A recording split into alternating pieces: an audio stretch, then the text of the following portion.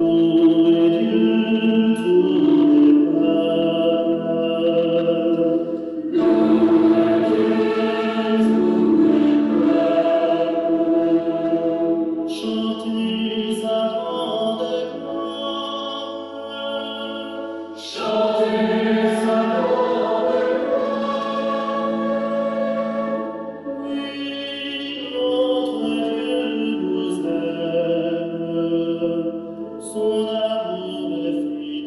nom du Père et du Fils et du Saint-Esprit.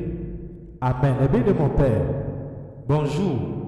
Nous arrivons au milieu de cette semaine de méditation où nous continuons toujours à lire les textes de l'année impaire.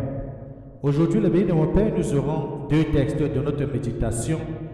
Nous allons continuer la lecture du deuxième livre des Martyrs d'Israël au chapitre 7, les versets 1 puis les versets 20 à 31. Dans ce passage, nous allons voir cette histoire de ces 7 fils d'une femme qui vont résister au roi, qui vont résister de transgresser la loi de leur père, la loi qui leur demandait de ne pas manger le porc, viande interdite. Ils vont résister à tel point de donner leur vie et ils vont retenir le fait que le Créateur du monde nous rendra l'esprit et la vie. Et bien, on peut d'avoir la notion de la résurrection dans ces paroles, la croyance à une vie après la mort. Ensuite, nous allons méditer avec le psaume 16 qui dit « Au réveil, je me rassasierai de ton visage, Seigneur. » Quand nous nous réveillons, lorsque le Christ reviendra, nous allons être rassasiés de le voir parce que nous serons en communion avec lui et nous le verrons tous les jours. Ensuite, bien mon Père, nous allons continuer la méditation de l'évangile de Jésus-Christ selon Saint Luc au chapitre 19, les versets 11 à 28, dans lequel le Seigneur va nous donner la parabole. Et dans cette parabole, on va voir celui qui a apporté le talent qu'il avait enfoui, qu'il avait gardé, et son maître va lui poser la question, pourquoi n'as-tu pas mis mon argent à la banque? Eh bien, mon Père, nous aussi, nous aurons des comptes à rendre, des talents et des grâces que le Seigneur nous comble. Tournons nos sens à l'intérieur. Apprêtons les différents textes de méditation de ce matin à chacun et à chacune. Bienvenue.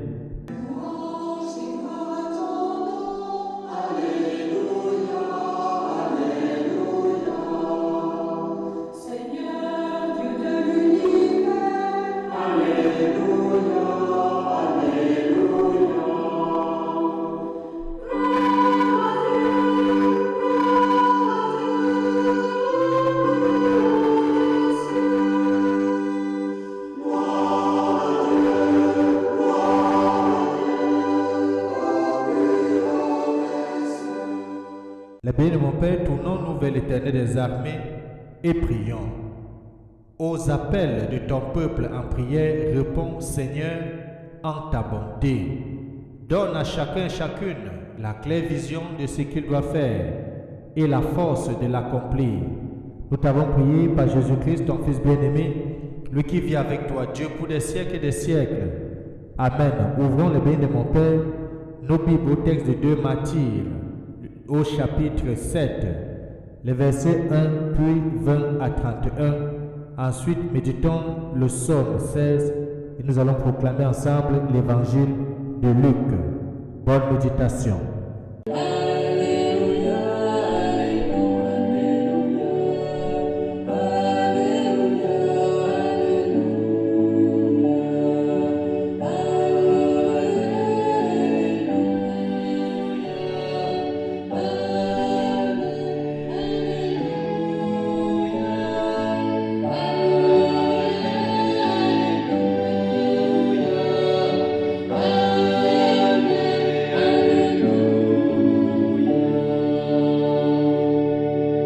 Évangile de Jésus-Christ selon Saint Luc, au chapitre 19, les versets 11 à 28. En ce temps-là, comme on l'écoutait, Jésus ajouta une parabole. Il était près de Jérusalem et ses auditeurs pensaient que le royaume de Dieu allait se manifester à l'instant même. Voici donc ce qu'il dit. Un homme de la noblesse partit dans un pays lointain pour se faire donner le royaume et revenir ensuite. Il appela 10 de ses serviteurs et remit à chacun une somme de la valeur d'une mine. Puis il leur dit, pendant mon voyage, faites de bonnes affaires. Mais ses concitoyens le détestaient et ils envoyèrent derrière lui une délégation chargée de dire, nous ne voulons pas que cet homme règne sur nous. Quand il fut de retour, après avoir reçu la royauté, il fit convoquer les serviteurs auxquels il avait remis l'argent, afin de savoir ce que leur affaire avait apporté. Le premier se présenta et dit, « Seigneur, la somme que tu m'avais remise a été multipliée par 10. » Le roi lui déclara, « Très bien, bon serviteur. Puisque tu as été fidèle en si peu de choses, reçois l'autorité sur 10 villes. » Le second vint dire, « La somme que tu m'avais remise, Seigneur, a été multipliée par 5. » À celui-là encore, le roi dit, « Toi de même, sois à la tête de 5 villes. » Le dernier vint dire, « Seigneur, voici la somme que tu m'avais remise. Je l'ai gardée enveloppée dans un linge. En effet, j'avais peur de toi, car tu es un homme exigeant. Tu retires ce que tu n'as pas mis en dépôt. Tu moissonnes ce que tu n'as pas semé. » Le roi lui déclara, « Je vais te juger sur tes paroles, serviteur mauvais.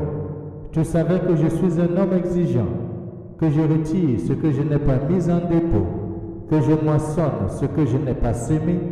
Alors pourquoi n'as-tu pas mis mon argent à la banque? À mon arrivée, je l'aurais repris avec les intérêts. » Et le roi dit à ceux qui étaient là, « Retirez-lui cette somme et donnez-la à celui qui a 10 fois plus. » On lui dit, « Seigneur, il a 10 fois plus. » Je vous le déclare, on donnera à celui qui a, mais celui qui n'a rien se verra enlever même ce qu'il a. Quant à mes ennemis, ceux qui n'ont pas voulu que je règne sur eux, amenez-les ici et égorgez-les devant moi. Après avoir ainsi parlé, Jésus en partit en avant pour monter à Jérusalem. Acclamons la parole de Dieu. Louange à toi, Seigneur Jésus-Christ. Pourquoi n'as-tu pas mis mon argent à la banque? Eh bien, mon Père, ça c'est l'interrogation que le maître formule à ce serviteur qui n'a trouvé bon que d'enfouir ou tout simplement d'envelopper dans le linge les biens que son maître lui a donnés au lieu de le faire fructifier comme les autres. Eh bien, mon Père, c'est certain qu'on se questionne dans cet évangile. Qui est le maître? Il s'agit de quel royaume? D'où est-il parti? Qui sont les serviteurs? À quoi consiste la multiplication de cet argent? Bien des questions que nous pouvons nous poser. Mais retenons que depuis un bout de temps, depuis le début de cette semaine, pendant que nous nous acheminons progressivement vers la fin de cette année liturgique, vers la célébration du Christ roi de l'univers, nous sommes en train de lire les textes qui ont trait au royaume. Et nous savons que le royaume dont il est question, le royaume des cieux, c'est le royaume dans lequel Jésus-Christ est roi.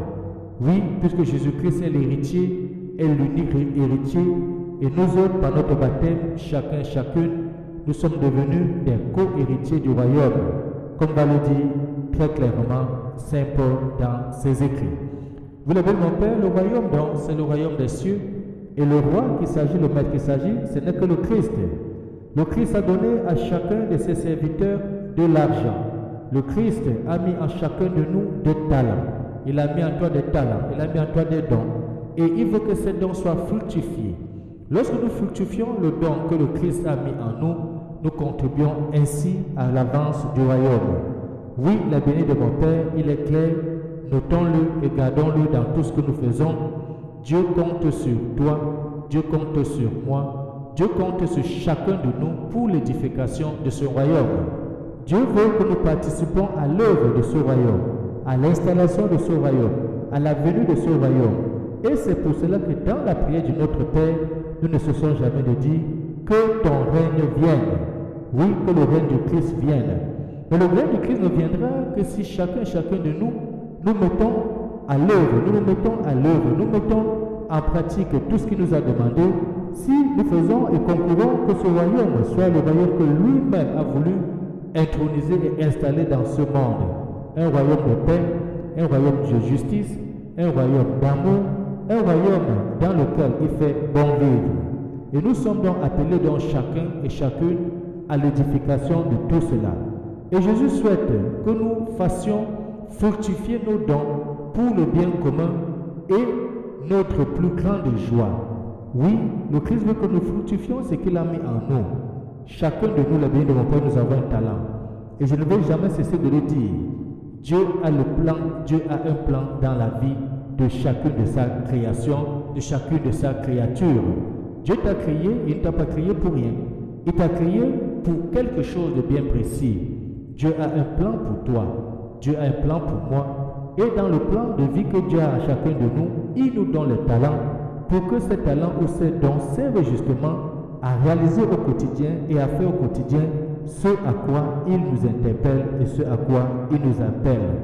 Mais comment prendre part à son projet pour l'humanité si nous demeurons dans la peur, si nous demeurons dans l'inquiétude, si nous demeurons à distance et nous ne participons pas? Il devient donc difficile, il devient donc pénible pour chacun et chacune de nous d'intégrer pleinement ce plan que Dieu a pour chacun de nous. Eh bien, nous prions donc pour que si Dieu t'a donné un talent particulier, par exemple, le talent d'une belle voix, tu peux chanter pour avoir de l'argent, c'est bien beau, c'est bien vrai, ça peut être un métier, mais tu peux aussi chanter pour la gloire de Dieu, tu peux être acteur dans la liturgie, tu peux prêter ta voix à lire, tu peux prêter ta voix à chanter, et on sait très bien chanter, c'est prier 2 fois. Peut-être Dieu t'a donné le don de la santé, pourquoi pas donner 1 heure, 2 heures dans le royaume de Dieu, c'est-à-dire dans l'église, dans l'édification de l'église, dans la construction de l'église, dans la prédication, dans l'annonce de la parole. Dieu t'a donné la grâce de pouvoir avoir peut-être cette méditation chaque jour. Que fais-tu de ça? Est-ce que tu le partages autour de toi pour que d'autres aient accès à ce dont tu as et ce que te permet de te nourrir spirituellement? Bref, les bénis de mon Père, chacun et chacune, nous sommes appelés à mettre nos talents à l'œuvre. Si nous ne mettons pas nos talents à l'œuvre, ce sera tout simplement des dons que nous aurons dilapidés et nous aurons le compte à rendre le moment venu à notre Seigneur. Que Dieu Tout-Puissant nous bénisse et nous garde, lui qui est Père, Fils et Saint-Esprit. Amen. Bonne journée.